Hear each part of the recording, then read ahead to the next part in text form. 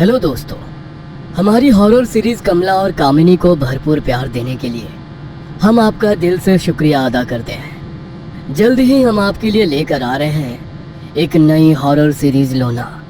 उम्मीद है लोना को भी आप कमला की तरह ही प्यार देंगे। पंजाब के छोटे से गांव में ठाकुरों का एक परिवार रहता है।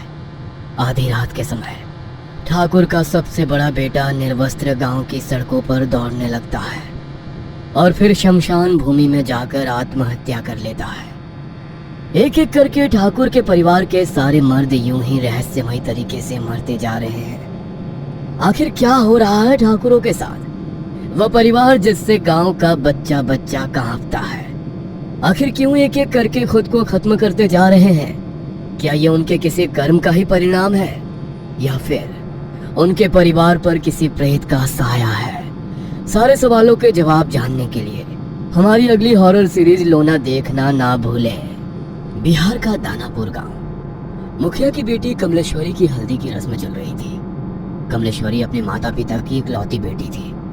बहुत लाड प्यार से पाला था उसे मुखिया ने। बेटी बड़े घर में जाकर राज करे, यही इच्छा मन में दबाकर वो अपनी बेटी के रिश्ते की बात एक बहुत बड़े घराने में चलाता है। कमला की सुंदरता पर मोहित होकर किसी जमाने में जमींदार रहे अखिलेश बाबू अपने बेटे कुलदीप के लिए कमला को पसंद कर लेते हैं। फुलवा, ये ले, ये हल्दी उपटन और पानी बेटिया के ससुराल से आया है। जल्दी से इसे हल्दी में मिला, फिर रस्म शुरू करते हैं।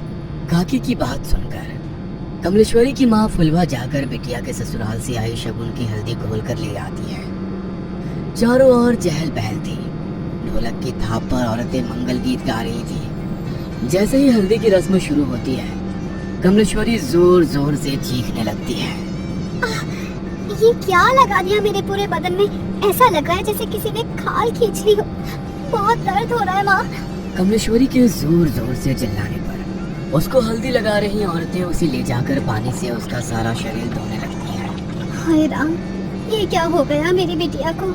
ऐसा लगता है जैसे किसी ने कांच पीसकर हल्दी में मिला दिया हो, लेकिन कौन करेगा ऐसा काम? कमलेश्वरी के बदन पर जहाँ जहाँ हल्दी रगड़ी गई थी, वहाँ पर लाल धब्बे हो गए थे। दर्द से दुल्हन बुरी तरह छटपटा रही थी और उसकी माँ और बड़ी माँ उसके घावों पर मलहम लगा रही थी। छोटी, मुझे तो ये कोई सामान्य घटना लगती है। अरे घर में बाहर का है कौन? ऐसे कौन बिटिया की हल्दी में कांच मिला गया? कोई छोटी मोटी बात है क्या? अरे वो तो शुक्र है कि मुंह पर नहीं लगाया था, वरना पूरा चेहरा बिगड़ जाता बेचारी का। मेरा तो दिमाग ही काम नहीं कर रहा है जीजी। कौन हमारी कमला से जलेगा? इसने क्या बिगाड़ा है किसी का? शादी ब्याह का माहौल था। दोनों देवरानी जेठानी वैसे तो इस घटना से अंदर तक डर गई थी, लेकिन फिर भी इस समय कुछ भी सोचने के लिए उनके पास ज्यादा समय नहीं था। 2 दिन में कमला की शादी थी। घर में ढेरों मेहमान जमा थे। उनके खाने पीने की व्यवस्था करने के अलावा दोनों देवरानी जेठानी को तमाम रस्में पूरी करनी थी, इसलिए इस बात को यहीं दबाकर वो शादी की तैयारियों में जुट जाती है। अगले दिन सुबह, माँ, कमला के ससुराल से शादी का जोड़ा और शगुन आया है, जाओ जरा देखो तो।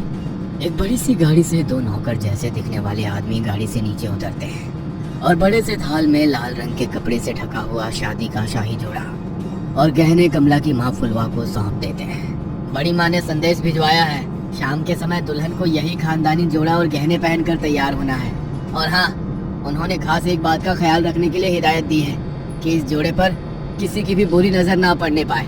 वो काली नजर और अपशगुन जैसी बातों पे बहुत यकीन करती है, इसलिए खास तौर पर इस जोड़े को एहतियात से रखने को कहा है। आप फिक्र ना करें, कमला और उसका ये जोड़ा अगले 2 दिनों के लिए हमारी अमानत है। हम पूरा ख्याल रखेंगे। फुलवा वो बड़ा सा थाल लेकर तेज कदमों से अपने कमरे में जाती है और एक बड़े से संदूक को खोलकर पूरा थाल ऐसे ही उसमें रख देती है। पूरा दिन शादी का भाग दौड़ में बिताने के कारण फुलवा को याद ही नहीं था कि उसने कमला को उसके ससुराल से आया जोड़ा दिखाया ही नहीं है। अगले दिन दोपहर 4 बजे, फुलवा, अरे कमला को तैयार करने का समय हो गया है। इसके ससुराल से जोड़ा आया था ना, कहाँ रखवाई हो? जाओ ले आओ। चूड़ी पहनाकर हम शगुन कर देते हैं, उसके बाद इसकी सहेलियां मिलकर उसको सजा देंगी। मेरे तो ध्यान से ही उतर गया है जीजी। एक बार खोलकर देखा भी नहीं मैंने कि उन्होंने क्या क्या सामान भिजवाया है। फुलवा तेजी से पल्लू अपनी कमर में खोसते हुए अपने कमरे में जाती है और संदूक खोलकर वो थाल लेकर सीधा कमला के कमरे में पहुंचती है। ए छोटी, ये क्या भिजवाया है इसके ससुराल वालों ने? अरे दिमाग तो ठिकाने पर है। ये लाल रंग के शगुन के जोड़े के साथ काले रंग की चूड़ियाँ कौन भिजवाता है? अरे ये तो अपशगुन होता है। कहने को तो इतने बड़े लोग हैं, लेकिन क्या यही समझदारी है इन ऊंची हवेली वालों की? अरे नई दुल्हन को काली चूड़ियाँ कौन पहनाता है भला? हाँ जीजी, ये सब मैं क्या जानूँ। अब इसके ससुराल से आया है तो मैंने तो ऐसे का ऐसा ही उठाकर संदूक में बंद कर दिया था जीजी। अब हो सकता है बड़े लोग हैं, उनके कुल में कोई परंपरा हो नई दुल्हन को काली चूड़ी पहनाने की। अरे आधी जिंदगी बीत गई है हमारी, हमने तो कभी नहीं देखा कि किसी दुल्हन के लिए ससुराल से काले रंग का जोड़ा या चूड़ियाँ आई हो। अरे शादी सिर्फ उनकी बहू की नहीं हो रही, अरे हमारी बिटिया की भी हो रही है।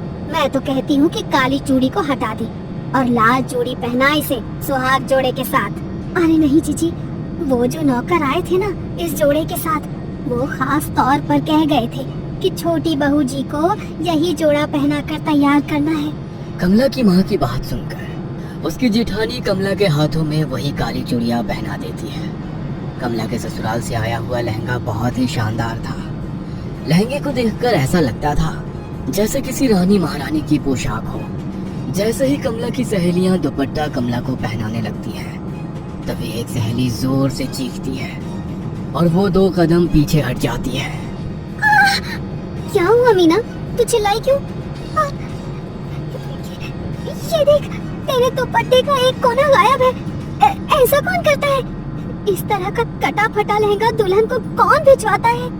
कमला की सहेली की चीख सुनकर फुलवा एक बार फिर दौड़ते हुए बेटी कमला के कमरे में आती है और जैसे ही वो दुपट्टे का कटा हुआ कोना देखती है, अपना माथा पकड़ लेती है। हाय राम, ये क्या अपशगुन हुए जा रहे हैं? मुझे तो समझ ही नहीं आ रहा। भगवान, ऐसी क्या भूल हो गई है हमसे? पता नहीं इस कमला का ब्याह शांति से निपटेगा या नहीं। अरे माँ, जाने दो ना, जिसने सिला है उसी से गलती से कट गया होगा। और ये माधुरी है ना, ये ऐसे पहनाएगी कि ये हिस्सा नजर ही नहीं आएगा। बेटा गलती से कटता तो ऐसे ना कटता। तेरा दुपट्टा देखकर साफ समझ में आ रहा है कि किसी ने जानबूझकर इसका एक दुपट्टा काट कर निकाला है। अरे माँ जी, ऐसा क्यों करेंगी? और ऐसा तो हो नहीं सकता कि यहाँ भेजने से पहले उन्होंने लहंगा देखा ना हो। जरूर दर्जी से गलती से कट गया होगा। फुलवा अपने पति के पास जाकर, ए जी सुनिए ना, कुछ तो अपशगुन हो रहा है, कुछ तो है जो ठीक नहीं है। हम ये शादी करके ठीक तो कर रहे हैं ना? बार बार ऐसे संकेत मिल रहे हैं कि कुछ अनहोनी होने वाली है। अरे तुम औरतें बस शगुन अपशगुन ही करती रहो हर समय। इतने बड़े घर का रिश्ता ढूंढ कर लाया तेरी बेटी के लिए। नौकर चाकर राजमहल सब है उनका, और क्या चाहिए तुझे?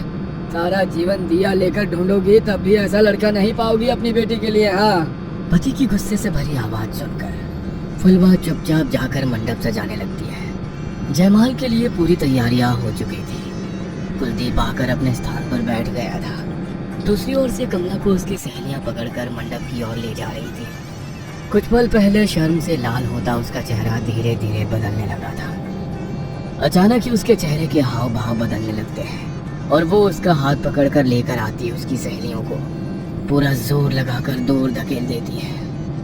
देखते देखते खूबसूरत तरीके से सजे अपने बालों को नोच नोच कर वो बाहर निकालने लगती है और जोर जोर से चीखने लगती है। कमला बेटा, होश में आ, क्या हुआ है तुझे? कमला बिटिया, अरे बेटा बोल ना, क्या हुआ है? तू ऐसे क्यों चीख रही है? बोल तो। मुझे बहुत दर्द हो रहा है माँ, कुछ है मेरे बालों में।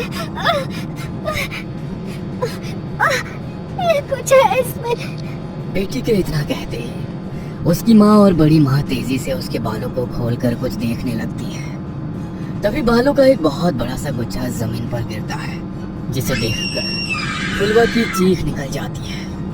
बड़ी माँ कमला के बालों को देखती है तो पाती है कि सर के एक हिस्से के बाल पूरी तरह से गायब हो गए हैं और वहाँ पर एक गोल घेरा जैसा बन गया है। अरे ये कैसे हो सकता है? अरे ऐसे कैसे अपने बाल टूटकर जमीन पर गिर पड़ते हैं? किसी की काली नजर लगी है हमारी बच्ची की खुशियों को। अरे इतनी सारी बातें एक साथ होना कोई संयोग नहीं हो सकता। कमला अभी भी घबराकर अपनी माँ के गले लगी हुई थी। और जोर जोर से रो रही थी। फुलवा, बिटिया को ले जाओ और जाकर इसका हुलिया ठीक करो और फिर से जयमाल के लिए लेकर आओ। समय निकला जा रहा है, दामाद जी इंतजार कर रहे हैं। पता नहीं, लगता है आज का मुहूर्त ही गलत है। आप बिल्कुल भी फिक्र मत करिए बहन जी। कमला अब सिर्फ आपकी जिम्मेदारी नहीं है, वो हमारे घर की बहू भी है।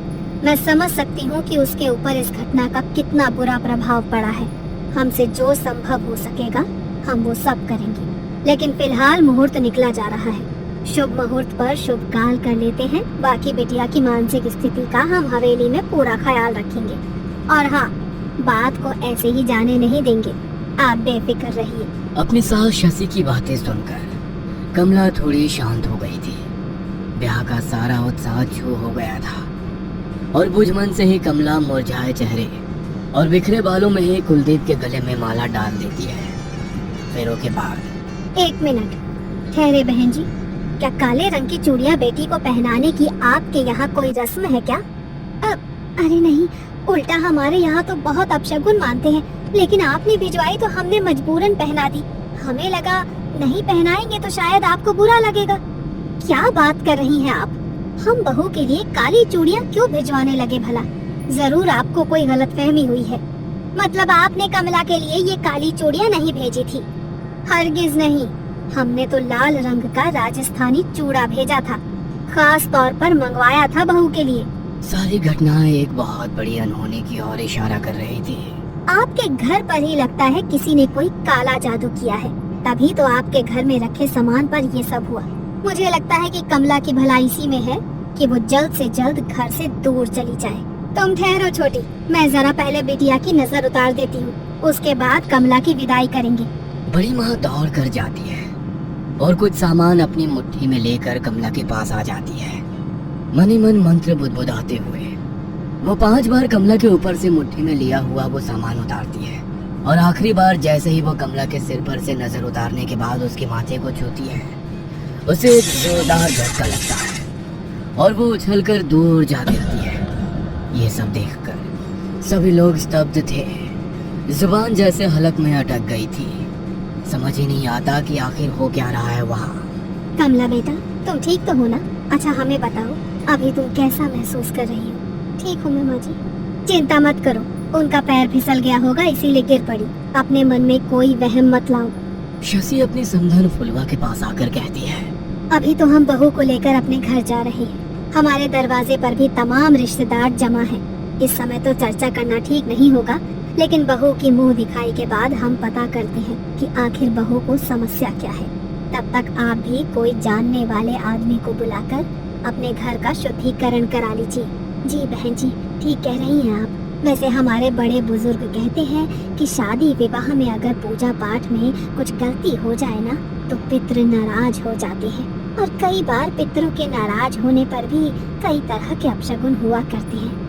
हो सकता है जो कुछ हम सोच रहे हैं वैसा ना हो और ये सब पितरों का ही क्रोध हो। हम पितरों की शांति के लिए भी हवन करेंगे, आप लोग फिक्र मत करिए। दोनों समधन गले मिलकर एक दूसरे से विदा लेती हैं और बारात कमला को लेकर विदा हो जाती है। ससुराल आने के बाद बहू की गृह प्रवेश से लेकर मुंह दिखाई तक की सारी रस्में बहुत ही शांति से संपन्न हो जाती है, जिससे शशि और कुलदीप के मन को बड़ी तसल्ली मिली थी। उन्हें लग रहा था कि शायद जो भी बला थी वो बहू के मायके में ही पीछे छूट गई और ये सब शांत हो गया हो। लेकिन कहते हैं ना, जब कोई बहुत बड़ा तूफान आने वाला होता है ना, तो उससे पहले एक लंबी खामोशी होती है। कमला की मुंह दिखाई की रस्म थी। पूरी हवेली को दुल्हन की तरह सजाया गया था। कमला और कुलदीप का कमरा तो ऐसा लगता था जैसे फूलों के बगीचों में बदल गया हो। महंगे दीपदानों से मध्यम सी रोशनी फूटकर बाहर आ रही थी। दूर दूर से मंगाए गए खास तौर से सफेद और लाल फूल कमरे की खूबसूरती में चार चांद लगा रहे थे। इतने गुलाबों के बीच भी कमला का चेहरा किसी चांद की तरह चमकता नजर आ रहा था। सब कुछ बिल्कुल वैसा ही सामान्य था जैसे कि किसी भी घर में दुल्हन के आने के बाद हुआ करता है। पूरे घर में खुशी की लहर दौड़ गई थी। कुलदीप और कमला के नए जीवन की सुखद शुरुआत हो चुकी थी। धीरे धीरे एक सप्ताह बीतने को आया था। कमला के हाव भाव व्यवहार एकदम सामान्य था। शशि और कुलदीप शादी के दौरान हुई घटनाओं को एक बुरा सपना समझकर भूलने ही लगे थे कि एक दिन रात के तकरीबन 2 बजे का समय था। कुलदीप की आंखें खुली तो उसे एहसास हुआ कमला अपने बिस्तर पर नहीं है। कुलदीप बिस्तर पर लेटे लेटे कुछ मिनट तक कमला के आने का इंतजार करता है, लेकिन कमला की कोई आहट उसे सुनाई नहीं देती। चिंता की लकीरें अब कुलदीप के माथे पर दिखाई देने लगी थी। कुलदीप अपने बिस्तर से उतरकर पहले बाथरूम का दरवाजा खोलकर देखता है। बाथरूम बिल्कुल खाली पड़ा हुआ था। अब तो कुलदीप को और भी घबराहट होने लगी। कमरे का दरवाजा भी अंदर से बंद था। इसका मतलब कमला कमरे से बाहर नहीं गई थी। बहुत ध्यान से सुनने पर कुलदीप को एक अजीब सी धीमी धीमी गुनगुनाहट सुनाई पड़ने लगती है। कुलदीप धीमे कदमों से उस आवाज की ओर बढ़ता है और धड़ाम से कमरे से बालकनी तक जाने वाला दरवाजा खोल देता है। बाहर का नजारा देखकर कुलदीप का कलेजा उछलकर उसके मुंह को आ गया था।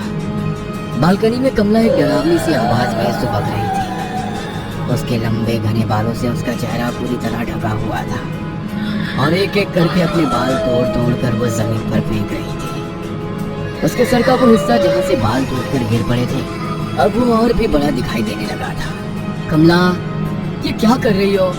रो क्यों रही हो? क्या हुआ है तुम्हें? कमला।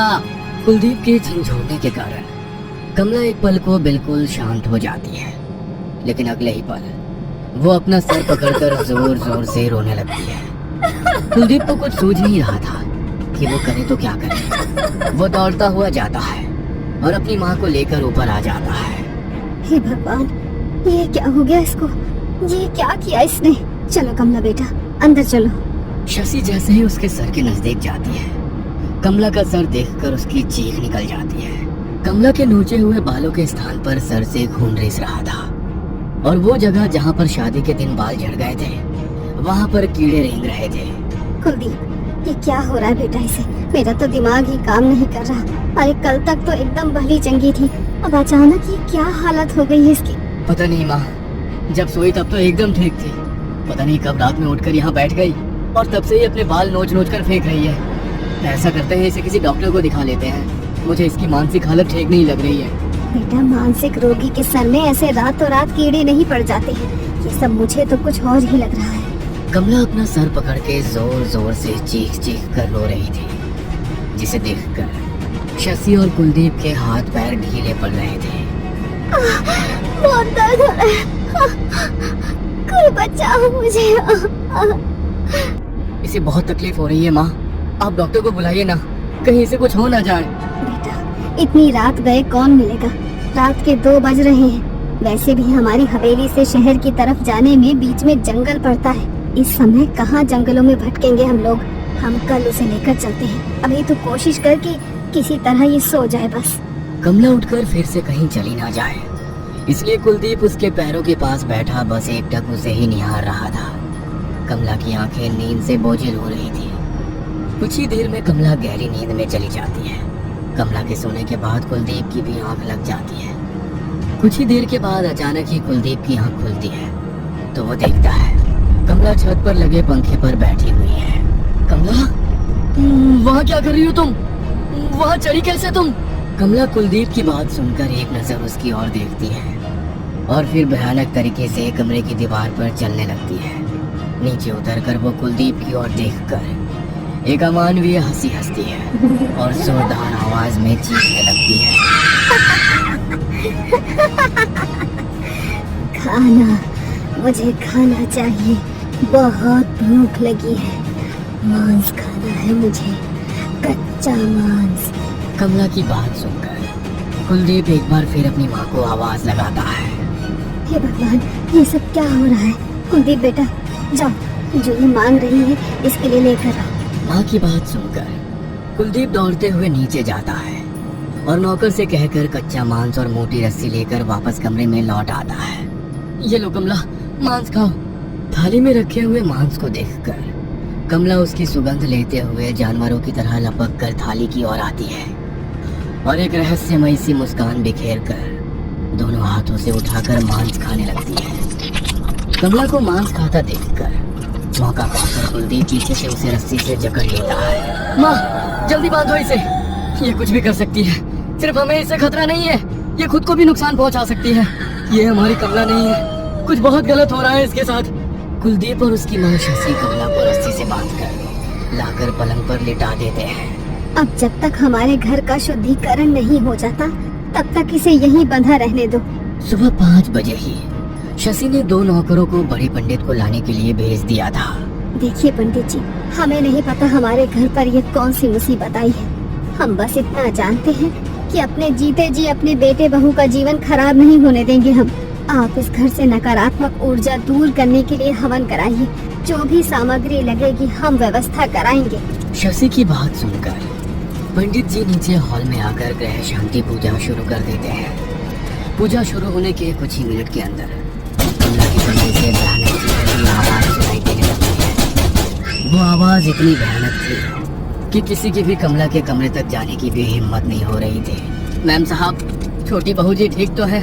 कहीं उन्हें कुछ तकलीफ तो नहीं हो रही? एक बार दरवाजा खोलकर देखिए ना। नहीं, कोई भी ऊपर नहीं जाएगा, वो चाहे जितना भी चिल्लाए।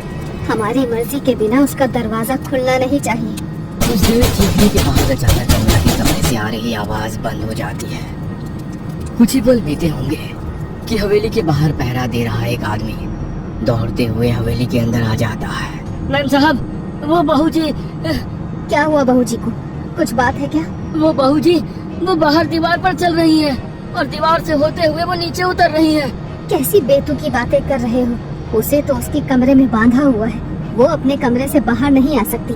उसके कमरे में मैंने खुद अपने हाथों से ताला लगाया है। नौकर की बात सुनकर शशि दौड़ते हुए हॉल से बाहर जाती है और देखती है कि कमला दीवार से होते हुए नीचे उतर रही है। कमला की ऐसी हालत देखकर सबकी चीखें निकल जाती है। देखिए बहन जी, हम जितना समझ रहे थे ना, ये समस्या उससे कई गुना ज्यादा बड़ी है। मेरे ग्रह शांति हवन से कुछ नहीं होने वाला है। हाँ, मेरे मंत्रों की गूंज से ये थोड़ी विचलित जरूर हुई है, लेकिन उससे आपकी बहू की हालत में कोई सुधार नहीं आएगा। आपके लिए सुनने में थोड़ा मुश्किल होगा, लेकिन ये आपकी बहू कमला नहीं है। कोई भी इंसान ऐसी हरकतें नहीं कर सकता। कोई और शक्ति है इसके अंदर। दीवार से उतरने के बाद कमला दौड़ते हुए हॉल में पहुंचती है और हवन कुंड को उठाकर हवा में उछाल देती है। उसके मुंह से बेतहाशा लार गिर रही थी। आंखें पलटी हुई और बाल बुरी तरह से बिखरे हुए थे। उसे बांधने में इस्तेमाल हुई रस्सी अभी भी उसके हाथों से लटक रही थी और कलाई से खून रिस रहा था। उसका मुंह इतना डरावना लग रहा था कि कोई भी उसे देखकर चक्कर खा जाए। तूने बुलाया था इस पंडित को? हाँ? देखो कमला बेटा, शांत हो जा। हम तुम्हारा बुरा नहीं चाहते। हम तो बस ये चाहते हैं कि तुम हमारे बेटे की पत्नी बनकर इस घर में आई हो। हमारे घर की लक्ष्मी हो बेटा तुम खुशी खुशी घर में रहो। इससे ज्यादा हमें और कुछ नहीं चाहिए। चुप कर बुढ़िया, चला जा पंडित, जा। कमला की भयानक आवाज सुनकर पंडित राम राम करता वहाँ से भाग खड़ा होता है। तभी कमला का शरीर ढीला पड़ने लगता है और वो जमीन में गिरकर बेहोश हो जाती है। माँ, क्या हो रहा है ये सब? मुझे तो अब बहुत डर लग रहा है। अगर ऐसा ही चलता रहा तो पता नहीं आगे क्या कुछ देखने को मिलेगा। घबराओ मत बेटा, अगर दुनिया में शैतान है तो भगवान भी है।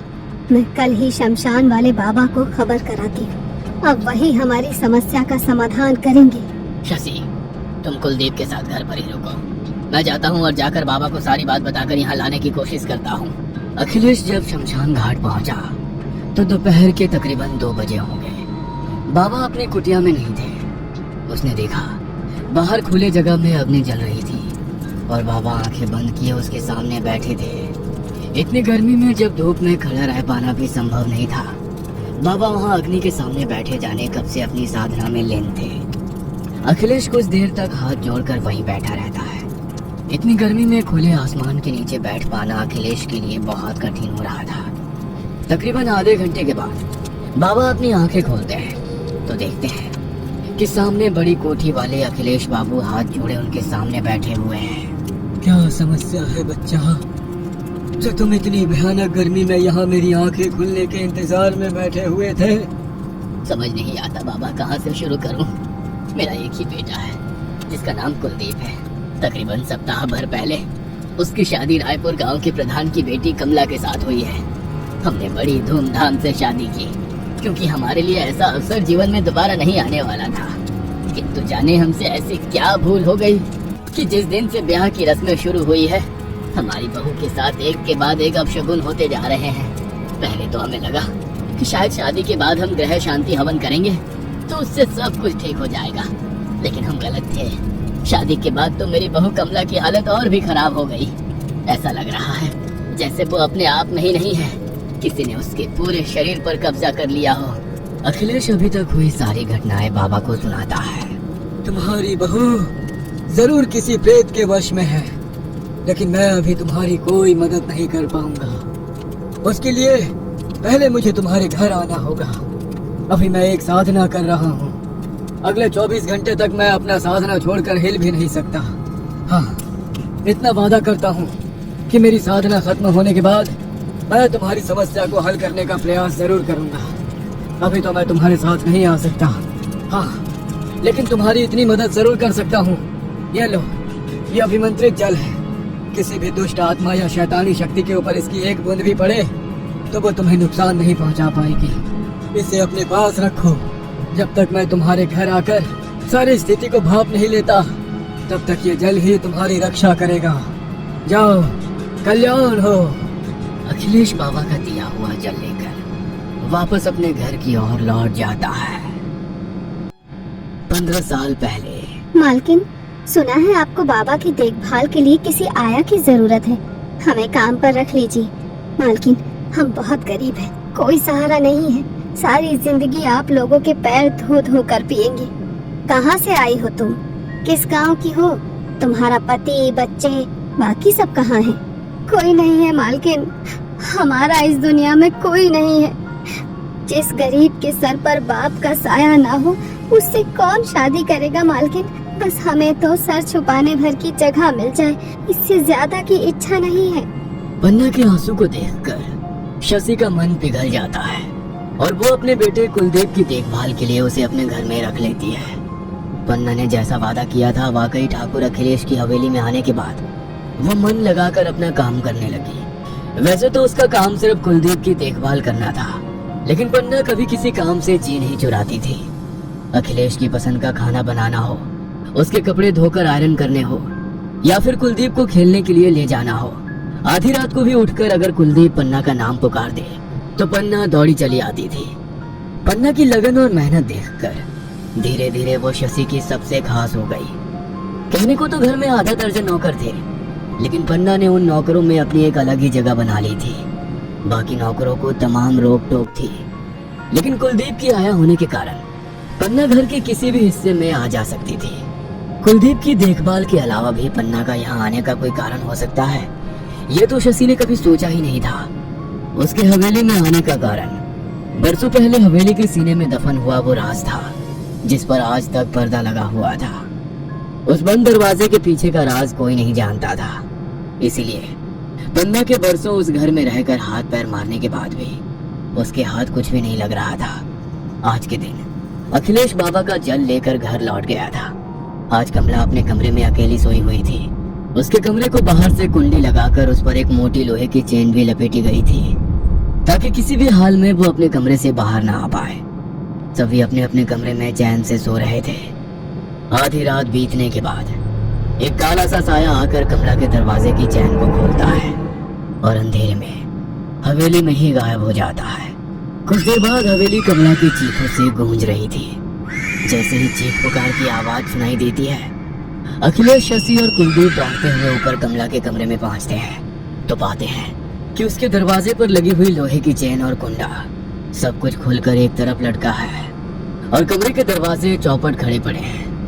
दौड़ते हुए वे लोग कमरे के अंदर पहुंचते हैं तो देखते हैं कि कमला अपने कमरे से गायब हो गई है। बाबूजी, ये कमला कहाँ चली गई और इतनी मोटी चेन अपने आप आखिर खुल कैसे गई?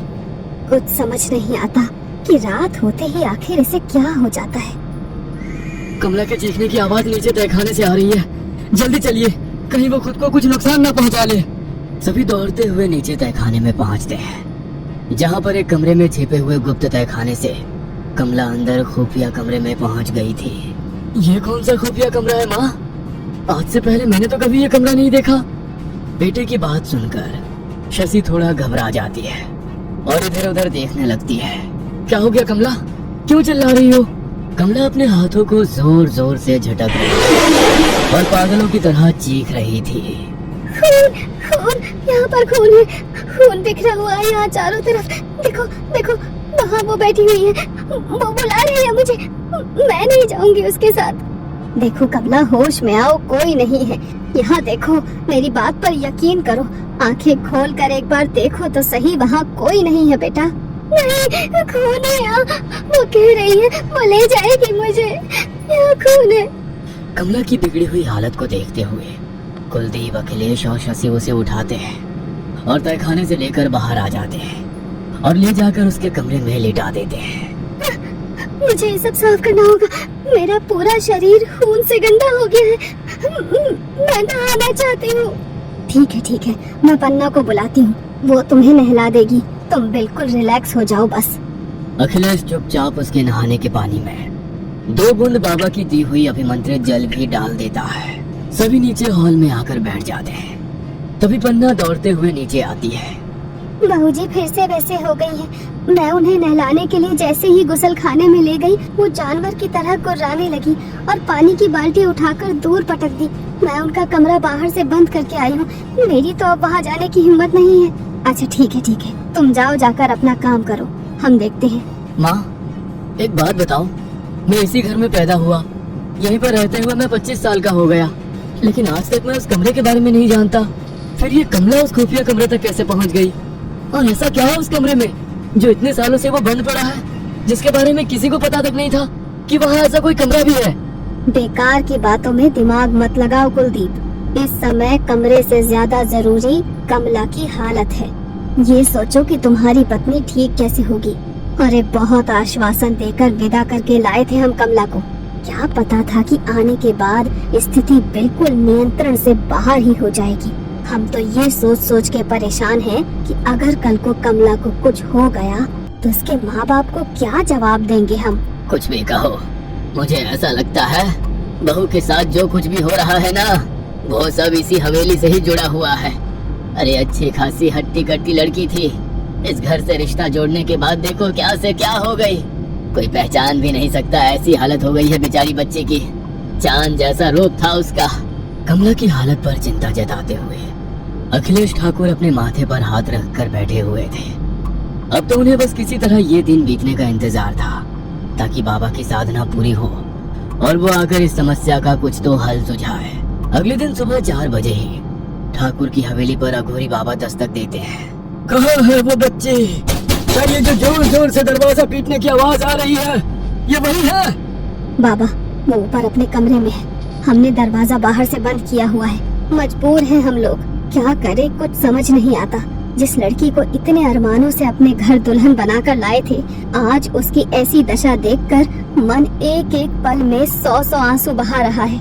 हम तो कहते हैं अगर ऊपर वाले को कष्ट देना था तो हमें देता। हमारी फूल सी बहू का जीवन शुरू होने से पहले ही क्यों बर्बाद कर दिया।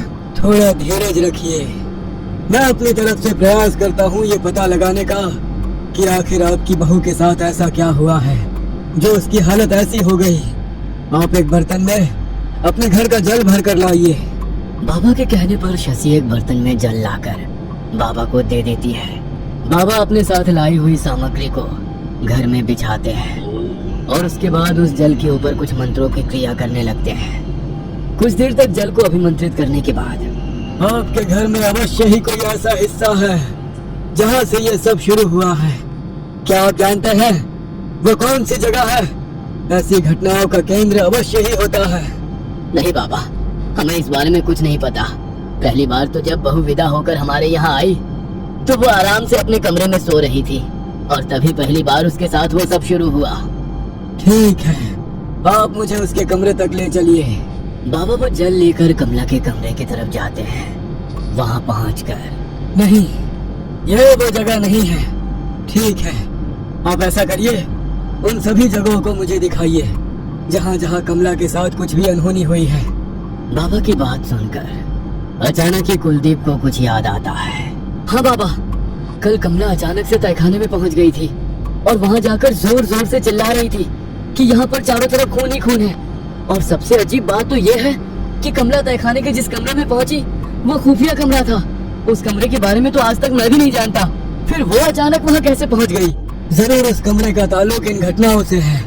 आप मुझे उस तहखाने तक ले चलिए। बाबा के कहने पर कुलदीप बाबा को उस तहखाने तक ले जाता है। वहाँ पहुंचकर बाबा वो जल का पात्र उस कमरे में रख देते हैं और मंत्र पढ़ने लगते हैं। देखते ही देखते पात्र में रखा हुआ जल जोर जोर से हिलने लगता है। मेरा शक बिल्कुल सही था। यही वो कमरा है जहाँ से इन सब चीजों की शुरुआत हुई है। इस कमरे में एक बहुत शक्तिशाली रूह का वास है। जल में हो रही हलचल बता रही है कि ये रूह कोई आम रूह नहीं है, ये एक शैतानी रूह है जो बहुत ताकतवर है। आमतौर पर ये जल इतना जोर जोर से हिलोर नहीं मारता जितना इस बर्तन में मार रहा है। आप सब लोग इस कमरे से बाहर चले जाएं। यहाँ रुकना आपके लिए ठीक नहीं है। बाबा सभी को लेकर उस तहखाने से बाहर आते हैं। ये कमरा आपकी हवेली में कब से है?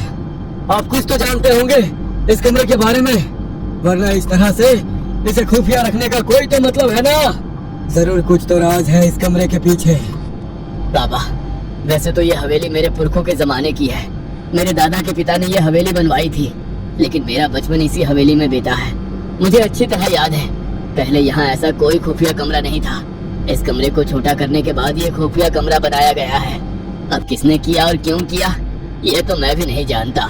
यदि आप कुछ जानती हैं तो बता दीजिए। वैसे मेरे पास तो सच पता करने के और भी तरीके हैं।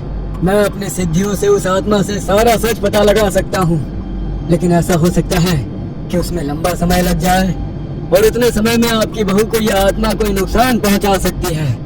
जरूर आप लोग कुछ ना कुछ छुपा रहे हैं।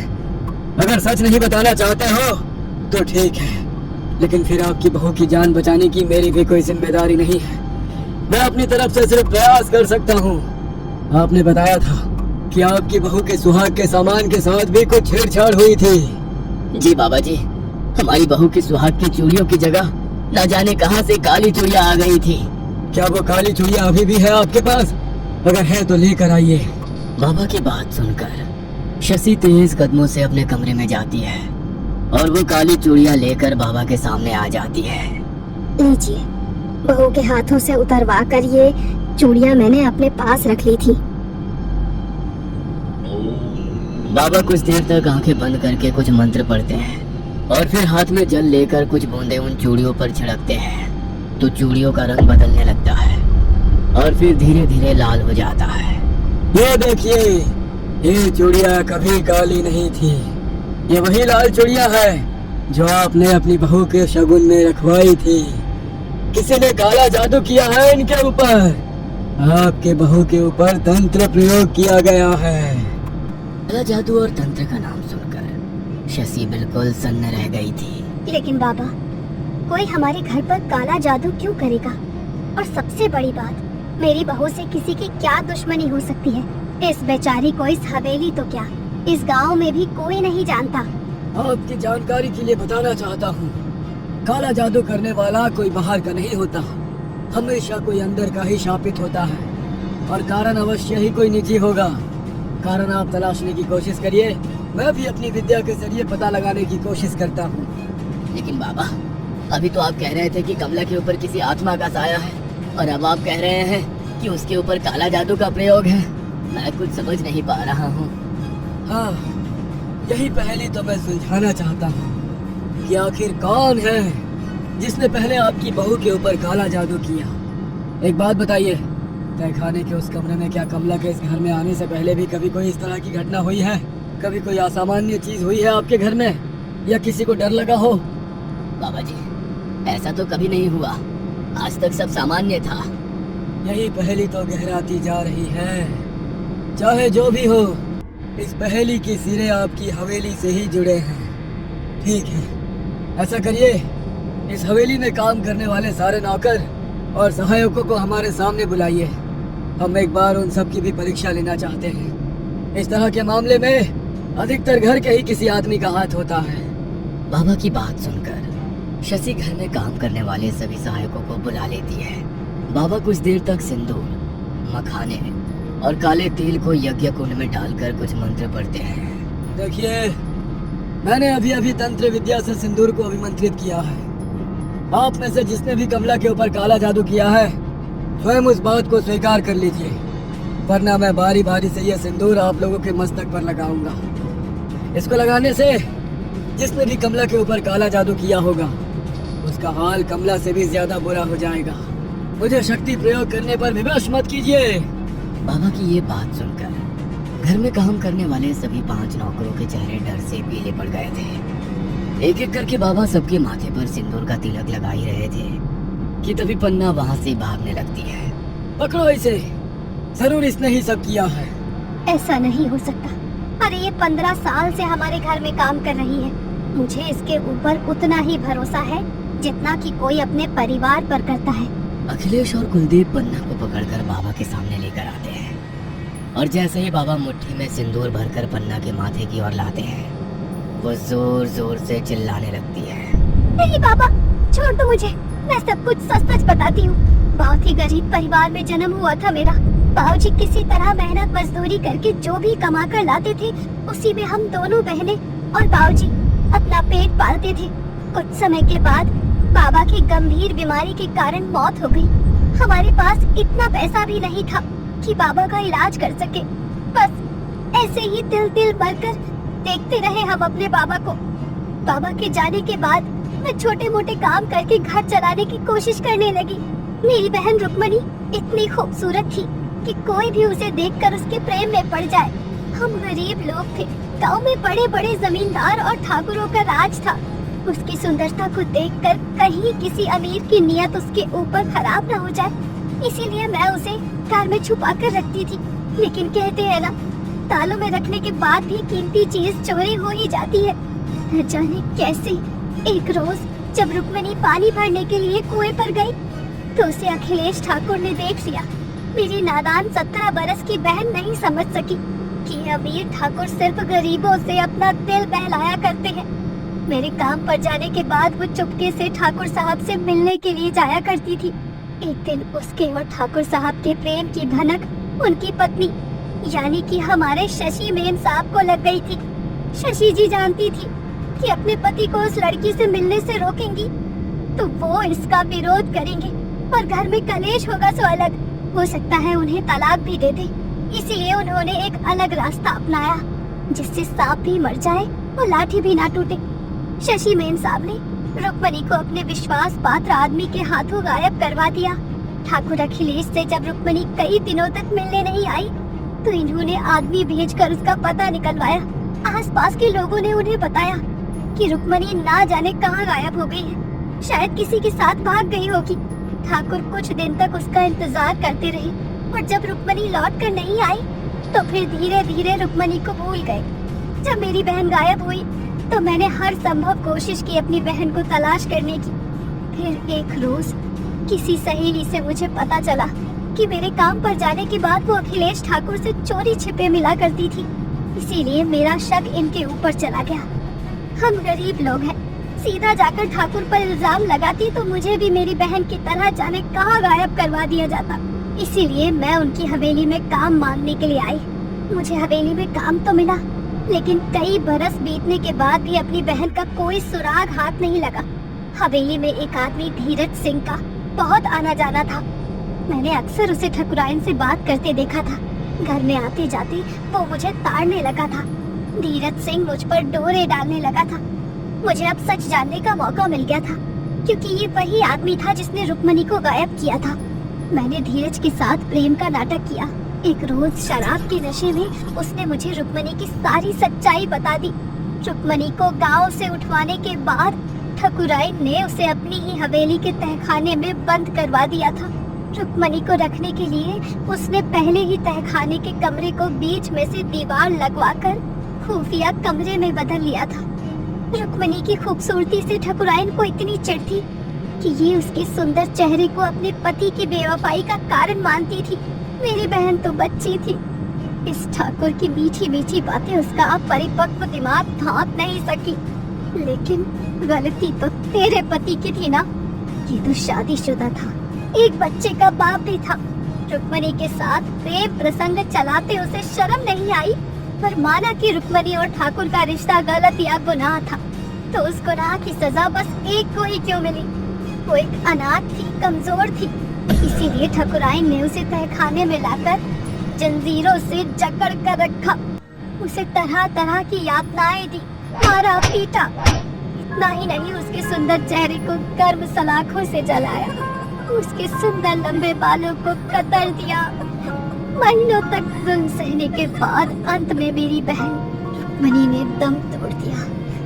रुक्मणी के मरने के बाद इसने वहीं पर गड्ढा खोदा और उसे उसी तहखाने में दफन कर दिया।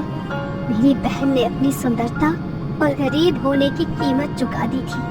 जब मुझे ये सब पता चला तो जी चाहा उसी दिन पूरी हवेली में आग लगा दूं, लेकिन मैं इन्हें आसान मौत नहीं देना चाहती थी। तड़पा तड़पा कर मारना चाहती थी, जैसे इसने मेरी बहन को मारा। इतना कहकर पन्ना जोर जोर से रोने लगती है। क्या रुक्मणी को तुमने गायब कराया था? इस भोले चेहरे के पीछे एक कातिल छिपी है। यह बात मैं कभी सपने में भी नहीं सोच सकता था। अरे मैं मानता हूँ मैंने तुम्हारे साथ जो किया वो गलत था। शादीशुदा होकर अपने रिश्ते की मर्यादा को तोड़कर मुझे रुक्मणी के साथ वो सब नहीं करना चाहिए था, लेकिन वो बस क्षणिक आकर्षण था। आप पत्नी है हमारी। अरे एक बार अपने अधिकार दिखाकर तुम मुझे रोक कर तो देखती, एक बार मुझसे शिकायत तो करती। मैं हाथ जोड़कर माफी मांग लेता। हो सकता है गलती ना भी मानता, तुमसे झगड़ता, फिर भी किसी का कत्ल तो कभी ना करता। तुमने इतने बरसों तक हमसे भी इतना बड़ा सच छिपाया। हाँ, तुम्हारी नफरत आज इस हवेली को ले डूबी। देख रही हो तुम्हारे कर्मों का फल कौन भोग रहा है। देखो पन्ना, उस कमला की क्या गलती है? वो तो बेचारी इस सबका हिस्सा भी नहीं है। तुम उसे छोड़ दो, जो करना है मेरे साथ करो। मैं तुम्हारी गुनहगार हूँ। नहीं, मेरी रुक्मणी का क्या दोष था? वो भी तो बच्ची थी ना। तूने जितने जख्म दिए हैं ना रुक्मणी को, उन सबका हिसाब करने वो लौट कर आई है। लौट कर आई है वो। क्या रुक्मणी लौट आई है? हाँ, मैंने ठान लिया था इस परिवार को खून के आंसू रुलाना है। इस परिवार में अब बस मातम मनेगा, कोई जश्न नहीं। इसीलिए मैंने तंत्र और काला जादू सीखना शुरू किया। तंत्र मंत्र की शक्ति से मैंने ही तुझ पर ऐसा टोटका किया कि इस हवेली में कभी दूसरा बच्चा ही पैदा नहीं हुआ। धीरे धीरे समय बीतता रहा और जब ठकुराइन मुझ पर खुद से ज्यादा भरोसा करने लगी, मैंने तंत्र की ढेरों विधाएं सीखी ताकि मैं अपने काले जादू से इस हवेली को खाक में मिला दूं। कुलदीप बाबा 25 बरस के हुए तो उनकी शादी की बात चलने लगी। जिस दिन ठाकुर और ठकुराइन कमला को देखने गए, उसी दिन तहखाने में जाकर मैंने अपने तंत्र की मदद से रुक्मणी की आत्मा को जागृत किया और उसे याद दिलाया कि उसके साथ कितना बुरा हुआ है। रुक्मणी अब अपना बदला लेने के लिए तड़प रही थी। इसके बाद मैंने ही कमला के सामान पर काला जादू किया और उसके शादी के जोड़े का एक टुकड़ा काट कर उसकी आहुति रुक्मणी के लिए दी। तंत्र के प्रभाव से धीरे धीरे कमला का शरीर खोखला होने लगा। जैसे ही कमला इस हवेली में आई, रुक्मणी की आत्मा को अपना शिकार मिल गया और उसने उसके शरीर पर अपना कब्जा कर लिया।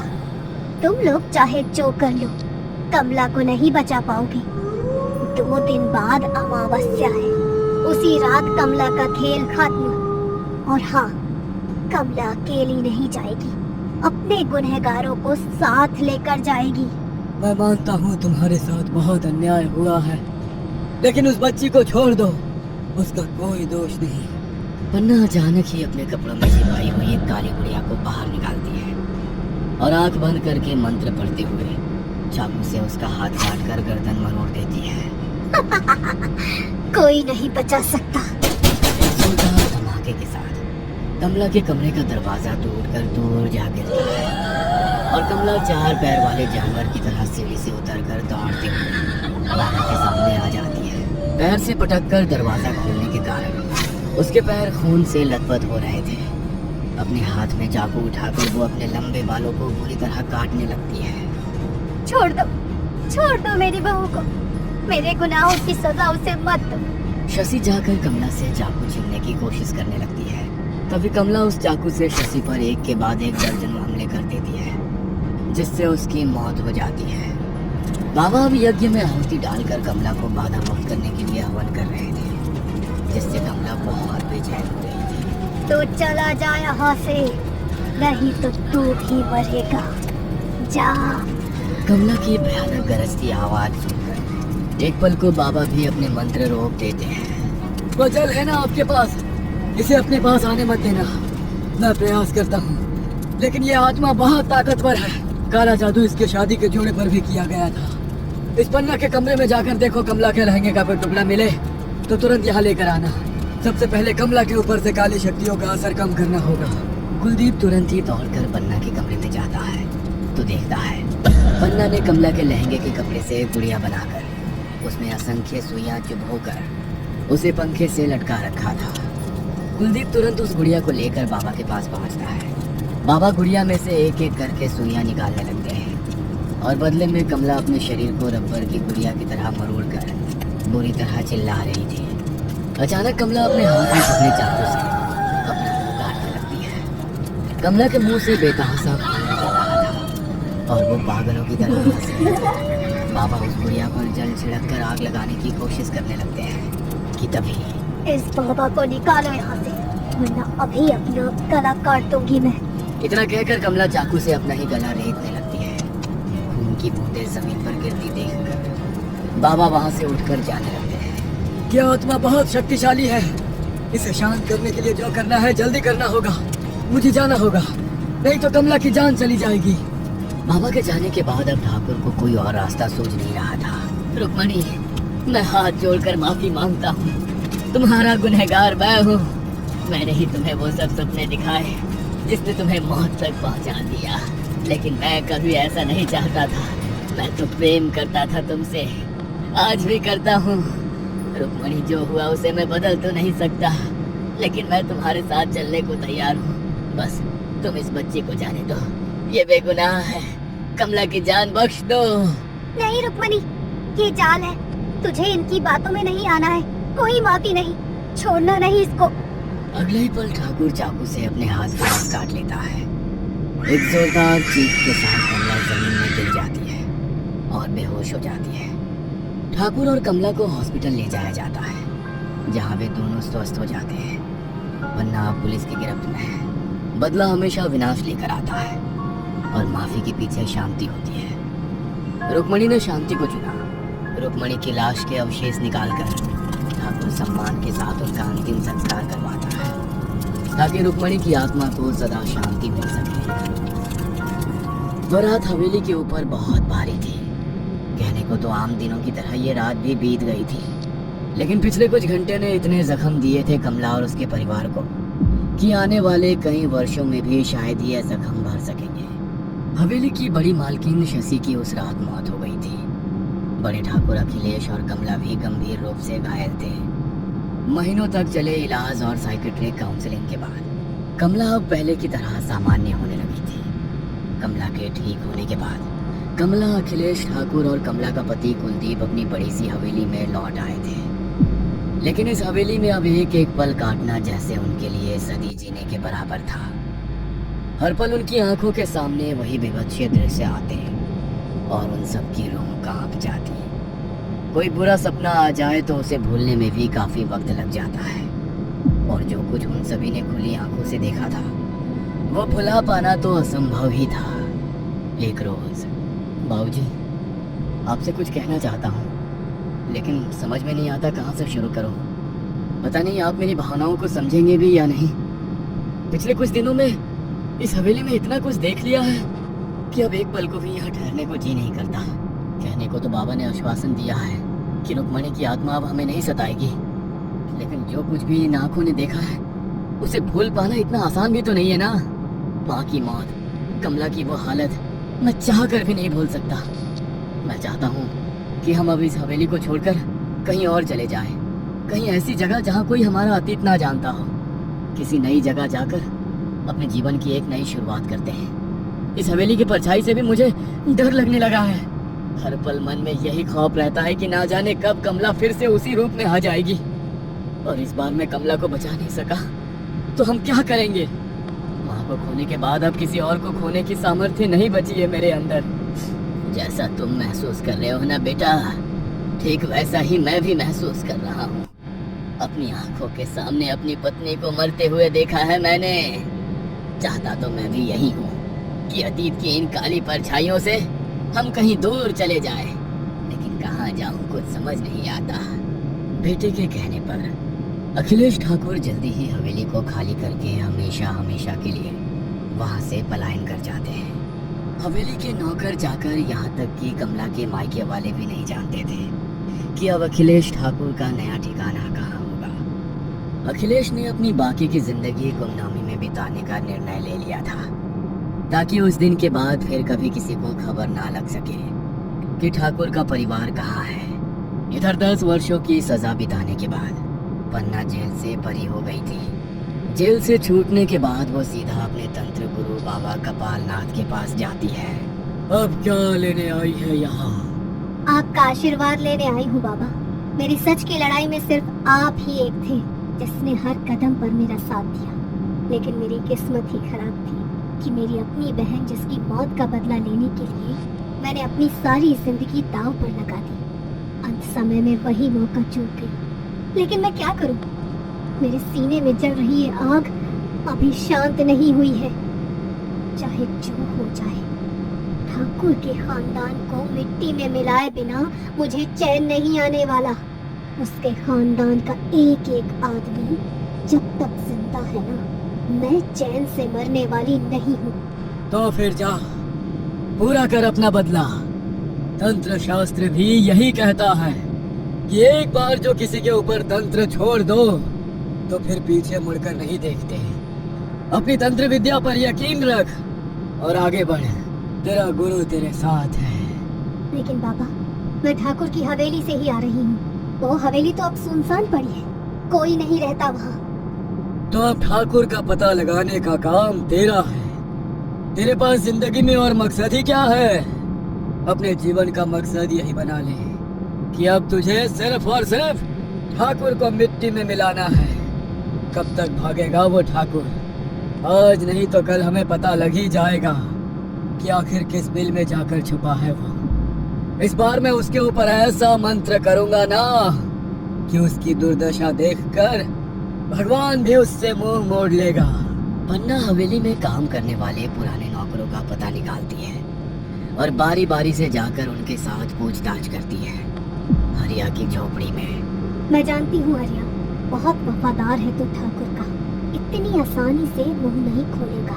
ये नींबू देख रहा है ना मेरे हाथ में, काला जादू किया है मैंने इसके ऊपर। अगर ये नींबू मैंने तेरे सर पर से 3 बार घुमा दिया ना, तो जैसे जैसे मैं इस नींबू को काटूंगी वैसे ही तेरी खोपड़ी के भी 2 टुकड़े हो जाएंगे। अपनी जान बचाना चाहता है तो बता, कहाँ है ठाकुर? पन्ना, हमने तुम्हारा क्या बिगाड़ा है? अरे छोड़ दो हमें, हम नहीं जानते ठाकुर साहब कहाँ गए। और एक बात बताएं, अगर हम जानते भी ना तो भी तुमको ना बताते। अरे ठाकुर की हवेली में रहकर 20 साल उनका नमक खाया है तूने। तेरे जैसी नमक हराम तो हमने आज तक नहीं देखी। जिसके नाम से तू बदला लेने आई थी ना, उसने माफ कर दिया ठाकुर साहब को। अब तेरी क्या दुश्मनी है ठाकुर से? हरिया की बात सुनकर पन्ना गुस्से में आंखें तरेर कर उसकी ओर देखती है और जमीन पर सिंदूर से एक लाल घेरा बनाकर उसके सामने बैठ जाती है। उसके बाद वो उस घेरे के अंदर एक त्रिकोण की आकृति बनाती है और उस त्रिकोण के तीनों कोण पर एक एक नींबू रख देती है। एक मुट्ठी सिंदूर लेकर अपने माथे पर लगाती है और फुसफुसाते हुए कोई मंत्र पढ़ने लगती है। एक नींबू उठाकर वो हरिया के सामने आती है और फिर 3 बार वो हरिया के सर पर से घुमा देती है। ये आखिरी मौका है, बोल दे तू, जो भी जानता है बोल, वरना तेरी मौत निश्चित है आज रात। अरे हमने कहा ना, हम कुछ नहीं जानते। हम तो क्या, कोई भी नहीं जानता पूरे गांव में कि ठाकुर साहब कहाँ गए। इतने सालों में कोई पता नहीं लगा पाया ठाकुर साहब का, और तुझे भी मरते दम तक पता नहीं लगेगा कि ठाकुर कहाँ है। हरिया अभी गुस्से में बोल ही रहा था कि पन्ना ने चाकू से नींबू के 2 टुकड़े कर दिए। देखते ही देखते हरिया की गर्दन धड़ से अलग होकर जमीन पर जा गिरी। किसी को नहीं